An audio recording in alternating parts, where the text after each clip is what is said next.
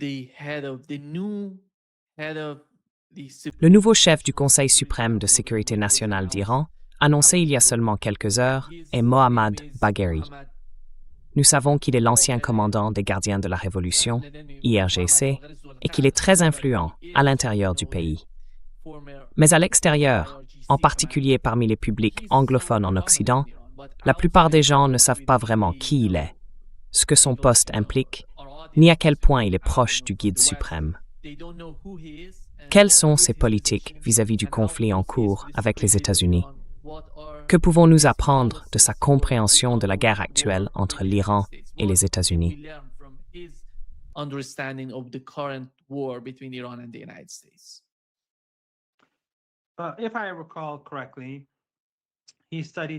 Si je me souviens bien, il a étudié l'économie quand il était jeune, puis à l'université de Téhéran, une très bonne université pour l'économie, probablement la meilleure traditionnellement.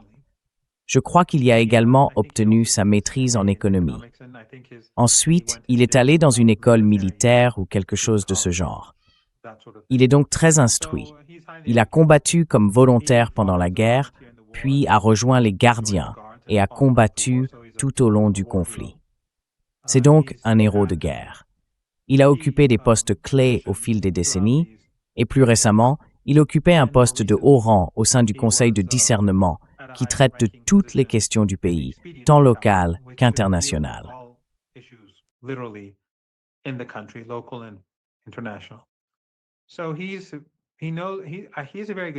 C'est donc un très bon choix. Le docteur Larijani, bien sûr, est une perte. Il a fait un travail fantastique. Mais c'est aussi un très bon choix. Je pense qu'il est clair que la politique de l'Iran, sous l'autorité de l'ayatollah Sayyid Mojtaba Khamenei, est une politique de continuité. Il est évident que l'Iran va adopter une approche ferme dans cette guerre et qu'il continuera à le faire. Il n'acceptera aucun cessez-le-feu, car un cessez-le-feu signifierait essentiellement que Trump et Netanyahou retourneraient à la table à dessein, se réarmeraient et recommenceraient à tuer des enfants. Cela n'arrivera pas.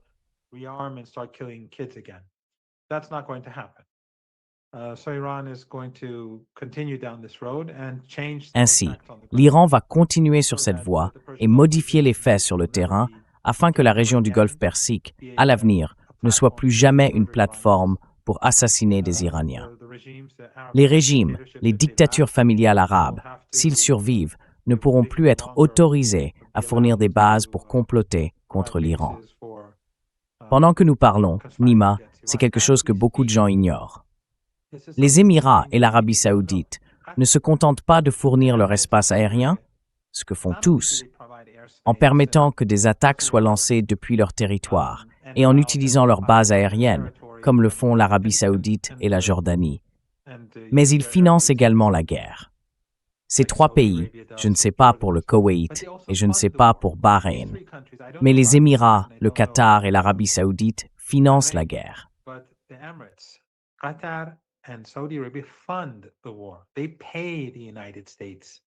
Ils paient les États-Unis. Ils apportent une aide financière pour la guerre. C'est ce qu'ils font depuis le début. Ils ont donc beaucoup de sang sur les mains et ce sont des agresseurs. À l'avenir, l'Iran devra veiller à ce que cela ne se reproduise jamais. Les faits sur le terrain devront rester tels que la sécurité de l'Iran soit garantie pour les décennies à venir. De plus, l'Iran exigera des réparations et il les obtiendra de ces régimes. Et vous savez, ce n'est pas la première fois qu'ils trahissent l'Iran. Après la Révolution, lorsque les États-Unis ont encouragé Saddam à envahir notre pays, ils lui ont donné des centaines de milliards de dollars pour mener la guerre.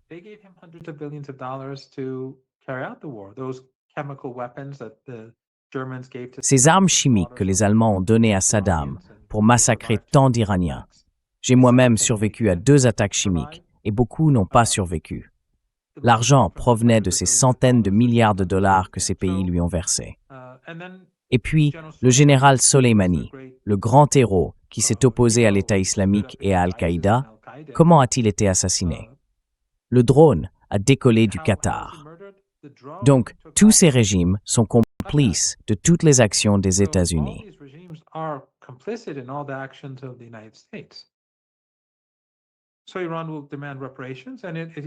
Ainsi, l'Iran exigera des réparations, et l'Iran exigera que ses alliés ne soient pas, que l'agression ne se poursuive pas contre eux. Les cessez-le-feu à Gaza et au Liban ne sont que de faux cessez-le-feu. Ils tuent constamment. Ils ont tué des gens quotidiennement au cours de l'année écoulée. Cela devra cesser. Il y a donc des exigences clés que les Iraniens formulent, et tant que l'Iran n'aura pas le sentiment qu'un véritable changement a eu lieu, il continuera à se battre. Parce que, comme je l'ai dit, un cessez-le-feu est inutile.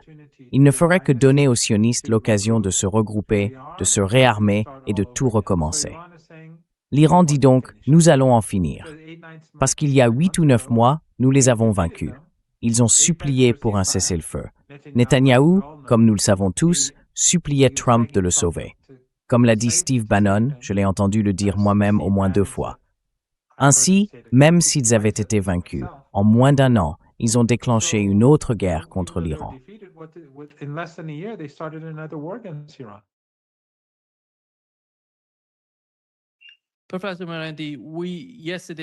Professeur Marandi, hier, Donald Trump a soudainement déclaré qu'après avoir lancé un ultimatum de 48 heures, il allait attaquer les infrastructures et les réseaux électriques en Iran.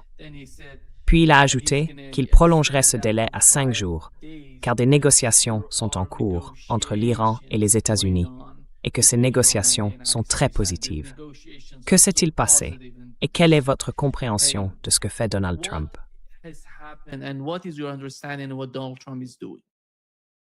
Il n'y a pas de négociation et il n'y a aucun projet de négociation. Donc c'est simplement de la propagande. Il a dit cela 1 heure avant l'ouverture des marchés et il a prolongé de 5 jours. Et surprise, surprise, les 5 jours se terminent après la fermeture des marchés vendredi. Il est donc clair qu'il essaye de manipuler le marché pour maintenir le prix de l'énergie à un niveau bas. Mais il n'y a pas de négociation. De plus, je pense qu'il est très inquiet, voire effrayé, à l'idée de commencer à viser les infrastructures vitales de l'Iran. Et remarquez, aucun média occidental ne crie que ce sont des crimes contre l'humanité. Aucun. Ses opposants ne le disent pas non plus. Cela montre simplement à quel point l'Occident est corrompu, à quel point les médias occidentaux, les institutions occidentales et les élites occidentales le sont. Exactement comme à Cuba aujourd'hui, ils étranglent tout le pays, et aucun média occidental ne s'en soucie, parce qu'ils n'ont tout simplement aucune humanité.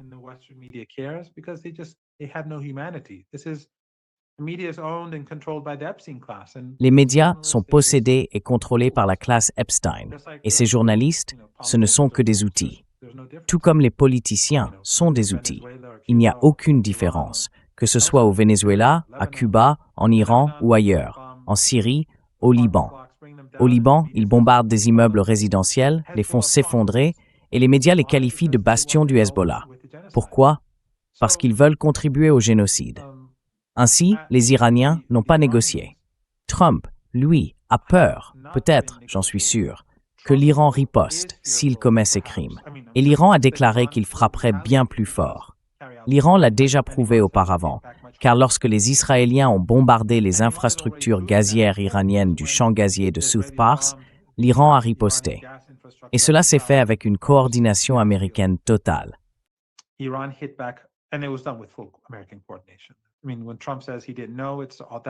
Je veux dire, quand Trump dit qu'il ne savait pas, c'est absurde. Peut-être qu'il ne savait pas personnellement parce qu'il jouait au golf ou qu'il était distrait par une femme. Mais sans aucun doute, les Américains savaient. Alors, quand les Iraniens ont riposté comme ils l'avaient promis et ont détruit une partie importante des infrastructures gazières du Qatar, ainsi que celles de l'Arabie saoudite et des Émirats, il a reculé et a dit « Je n'étais pas au courant de cela. Les Israéliens ne le referont pas. » Mais il est tout à fait possible qu'ils le fassent encore. Donc en ce moment, je pense que la raison pour laquelle il a prolongé cela de 5 jours est de manipuler les prix, mais aussi parce qu'il craint ce que les Iraniens vont faire.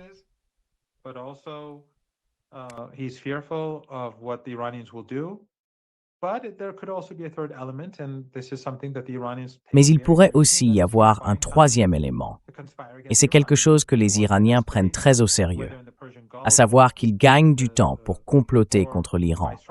Ils pourraient vouloir intensifier le conflit, que ce soit dans le Golfe Persique ou en frappant des infrastructures civiles et vitales clés, ou les deux. Mais les Iraniens sont préparés. Ils ont déclaré que s'il attaquait l'Iran et tentait d'envahir le pays, il le vaincrait. Et si la guerre s'intensifie d'une manière ou d'une autre, l'Iran fera de même.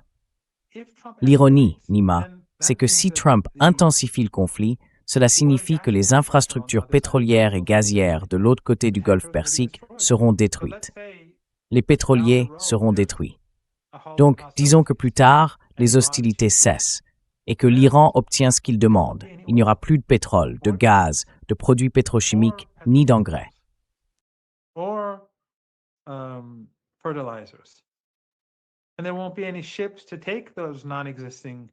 Et il n'y aura aucun navire pour transporter ces produits inexistants. Cela mènerait donc simplement à une dépression économique bien pire que celle de 1929. Et le monde dira que c'est Trump qui en est responsable. Il dira que ce sont les sionistes qui en sont responsables. Cela ne se terminera pas bien pour le sionisme, car le monde perçoit cette guerre comme Kent, Joe Kent, dans sa lettre de démission et dans ses entretiens, l'a clairement souligné, quelque chose que nous savions déjà. Je veux dire, tu le savais, je le savais, tes spectateurs le savaient. Mais c'est un document important pour l'histoire. Cette guerre a été menée alors que l'Iran ne représentait pas une menace, alors que l'Iran ne cherchait pas à se doter de l'arme nucléaire. Cette guerre a été menée à cause du sionisme. Et lorsque la misère s'installera, les gens diront « ils nous ont fait ça ».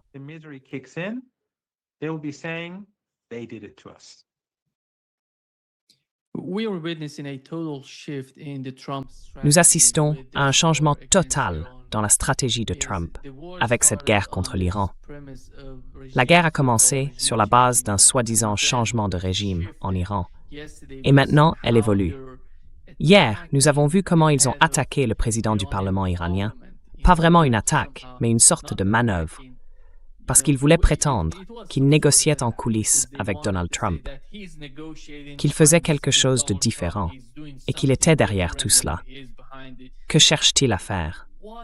Il ne semble pas qu'ils comprennent vraiment ce qui se passe en Iran, l'unité qui s'est formée et qui se renforce.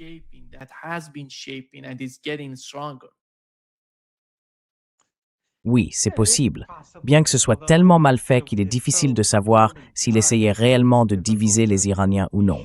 Ça ne va pas marcher. Ghalibaf, qui est professeur à l'université de Téhéran, c'est très intéressant. Ils appellent toujours l'Iran les mollahs fous et ainsi de suite. Je veux dire, l'ayatollah Khamenei, à la fois le martyr et l'actuel ayatollah Khamenei, sont des érudits de haut rang. Le père connaissait 4 langues.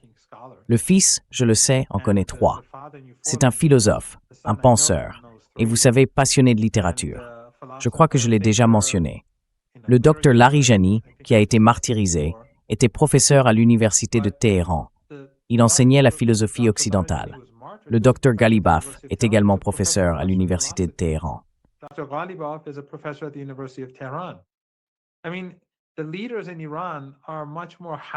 Je veux dire, les dirigeants en Iran sont bien plus instruits que les dirigeants occidentaux et bien plus sophistiqués. Mais le Dr Ghalibaf est un héros de guerre. Il a combattu comme volontaire lorsque Saddam Hussein a envahi le pays et il bénéficie du soutien du dirigeant, l'ayatollah Sayyid Mujtaba Khamenei. Donc personne ne va accepter le récit de Trump, quelqu'un qui ment tout le temps et dont même les tweets sont pleins de fautes de grammaire et d'orthographe. Cela ne va pas fonctionner. Les Iraniens vont continuer jusqu'à ce qu'ils se sentent assurés que dans 6 mois, il n'y aura pas une autre guerre, que dans 1 an, il n'y aura pas une autre invasion, que dans 1 an et demi, nous ne nous réveillerons pas soudainement pour voir 200 petites filles assassinées dans une autre école. Cela ne se reproduira plus.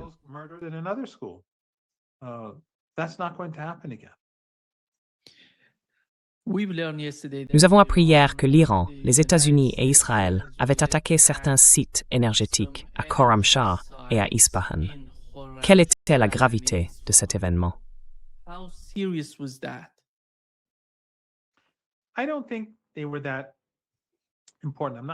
Je ne pense pas qu'ils étaient si importants. Je ne connais pas les détails, mais je ne crois pas qu'ils visaient une infrastructure critique. Mais l'Iran a déclaré que toute attaque contre ces infrastructures critiques serait suivie d'une réponse bien plus sévère. Donc, ne doutez pas de cela. S'ils ont fait ça, je veux dire, ils ont frappé. Aujourd'hui même, vos téléspectateurs devraient en être conscients, ils ont frappé la frontière entre l'Iran et l'Irak. Ils ont bombardé des employés du gouvernement chargés de réguler le commerce à la frontière. Franchement, quel genre de monstre fait une chose pareille? Et souvenez-vous, toutes ces frappes sont coordonnées. Alors, les agents des douanes, quels crimes ont-ils commis? Ou les gens qui ne font que transporter, acheter et vendre des marchandises?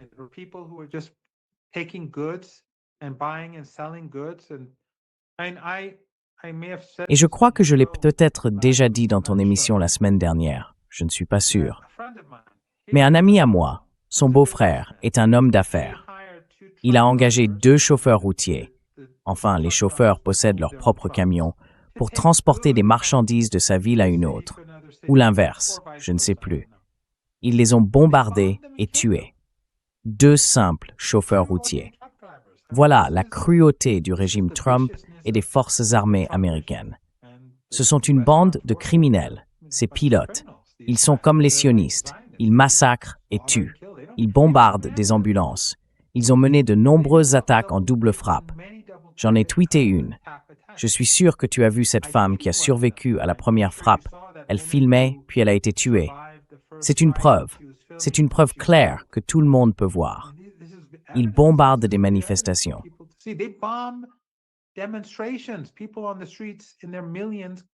Des millions de personnes sont descendues dans la rue pour défendre l'État et les forces armées, et on leur a tiré des missiles dessus. J'étais à l'une de ces manifestations vendredi dernier, lors de la Journée internationale d'Al-Quds, une journée de solidarité avec la Palestine, le dernier vendredi du Ramadan. Ils ont bombardé, ils ont tué une femme, ils ont tiré des missiles sur les gens, et personne n'a bougé. Les gens ont tenu bon. Je n'ai jamais vu une chose pareille, jamais entendu parler d'une chose pareille de ma vie.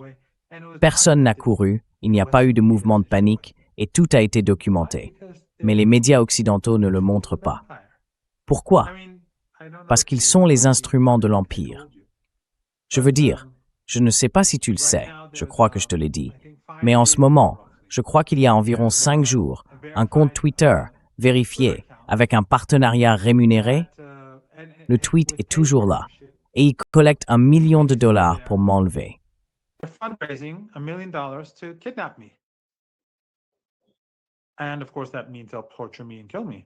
Et bien sûr, cela signifie qu'ils vont me torturer et me tuer. Ils vont m'assassiner. Malgré le fait que des milliers et des milliers de personnes se soient plaintes, il suffit de vérifier le tweet, c'est évident. Et pourtant, Musk refuse de le supprimer. Ses employés refusent de le supprimer. C'est une guerre ouverte contre les gens. Ils veulent faire taire la résistance. Ils veulent faire taire ceux qui critiquent l'Empire occidental. Ce n'est pas seulement une question de petites filles assassinées à l'école et de mise en cause des Iraniens. Je veux dire, ce que Trump a fait, c'est essayer de dire que l'Iran avait tiré des missiles Tomahawk sur sa propre école. Et quelle est la réaction immédiate? Ils s'en fichaient. Ils s'en fichent. Et ce sont les mêmes mensonges qu'on entend sur l'Iran depuis 47 ans. Comme lorsqu'ils envoient ces terroristes, les armes, créent une insurrection armée.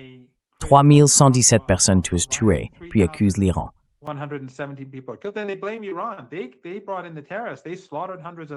Ils ont fait venir les terroristes. Ils ont massacré des centaines de policiers et de volontaires dans les rues. Vous savez, l'un des policiers, pendant qu'il le tuait, sa femme a appelé, et ces terroristes ont répondu au téléphone et ont dit « Nous sommes en train de massacrer ton mari. Nous sommes en train de massacrer ton mari. » Voilà qui étaient ces monstres. Et ensuite, ils accusent l'Iran. Mais les jeunes, beaucoup de ces jeunes qui ont été trompés par les récits occidentaux, qui sont sortis dans les rues et se sont impliqués dans tout cela, pas qu'ils aient pris les armes comme les terroristes, mais ils étaient là. Ils voient ce que fait l'Occident. Ils voient ce que fait le régime israélien. Ils les voient bombarder des hôpitaux et des écoles, puis essayer d'en rejeter la faute sur l'Iran. Alors ils se réveillent à la réalité.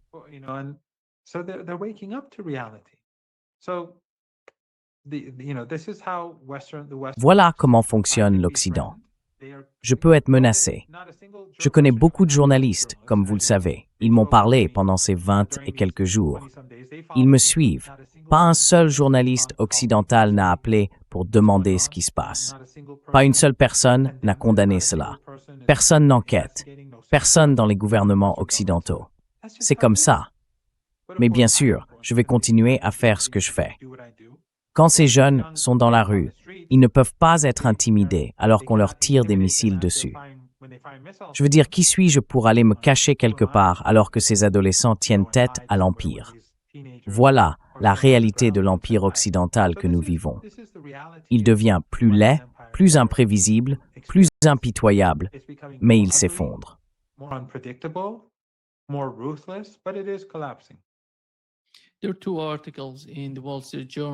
Il y a 2 articles dans le Wall Street Journal et le New York Times qui soulignent tous deux que l'Arabie saoudite et les Émirats arabes unis, comme vous l'avez mentionné, ne font pas vraiment leur part dans cette guerre. À quel moment voyez-vous les Yéménites et Salah rejoindre le combat? Il ne semble pas que l'Iran ait besoin d'eux pour le moment.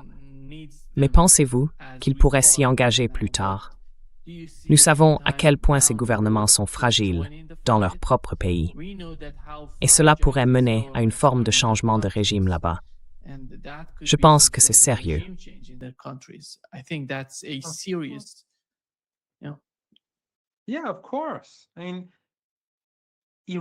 Oui, bien sûr. Je veux dire, l'Iran n'a pas commencé cette guerre. Cette guerre a été déclenchée par Trump et ses alliés, tout comme la guerre de 12 jours. L'Iran ne veut pas que le Golfe Persique soit détruit.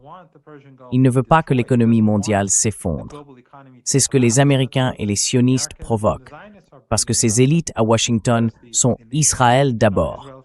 Ils se moquent de l'économie américaine, ils se moquent des économies indiennes, chinoises ou brésiliennes. Cela leur est complètement égal. Tout est au service du sionisme et du régime israélien. Ils sacrifieront l'Amérique pour Israël. L'Iran ne veut pas d'escalade.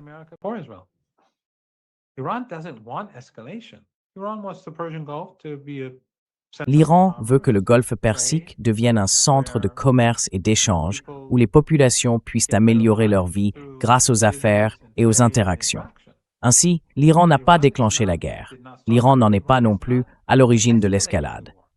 Mais si le régime Trump et le régime Netanyahou, en réalité pratiquement identiques, il n'y a aucune différence, décident d'intensifier le conflit, l'Iran répliquera de manière bien plus forte. Et ils l'ont déjà prouvé.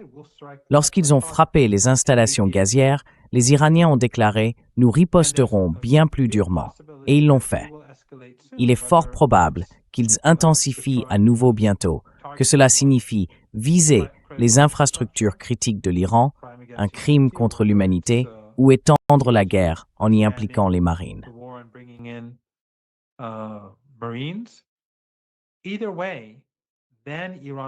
De toute façon, l'Iran va intensifier le conflit bien plus que les États-Unis et le régime israélien. Ils détruiront ses actifs, ses installations pétrolières et gazières, ainsi que les centrales électriques de l'autre côté du Golfe Persique. Et ce serait la fin de la présidence de Trump, car nous entrerions dans une dépression économique mondiale. Il ne pourrait pas soutenir la guerre. Les gens aux États-Unis se révolteraient. Il échouerait. Je veux dire, cela aurait évidemment un coût énorme pour le monde, pour l'Iran, mais il échouerait. Espérons donc qu'il sera convaincu d'emprunter une voie raisonnable, mais il n'est pas très raisonnable ni très stable.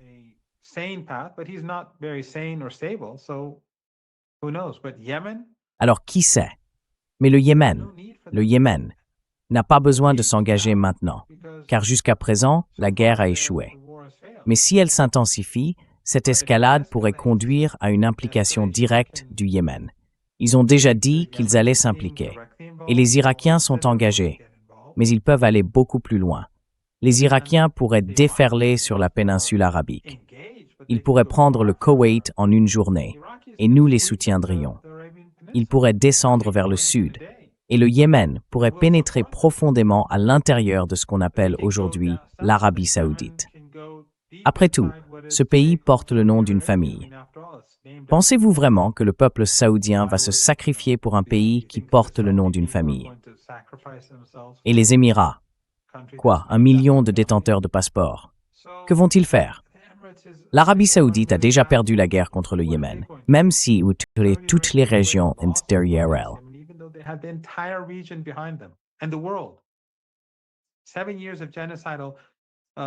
7 années d'activité génocidaire, une guerre contre le Yémen. Les Américains ont bloqué la mer Rouge pour imposer la famine. Toute la région, y compris le Qatar et la Turquie, faisait partie du génocide, jusqu'à ce que l'Arabie saoudite et les Émirats se retournent contre le Qatar. Puis le Qatar a pris ses distances, et Erdogan aussi. Mais ils avaient le monde entier derrière eux, et finalement, après 7 ans, les Yéménites les ont forcés à s'agenouiller. Ils ont accepté un cessez-le-feu après que le Yémen a commencé à détruire leurs principales installations pétrolières. L'Arabie saoudite et les autres régimes arabes ne peuvent plus exporter de pétrole ni de gaz depuis le Golfe Persique, et les Émirats ne peuvent pas exporter de gaz depuis l'extérieur du Golfe Persique.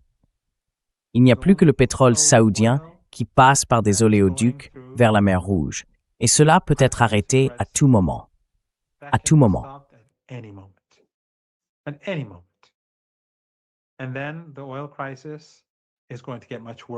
Et puis, la crise pétrolière va devenir bien pire, même si elle s'aggrave déjà de jour en jour à cause de la pénurie qui ne cesse de s'accumuler. Cela devient de plus en plus grave.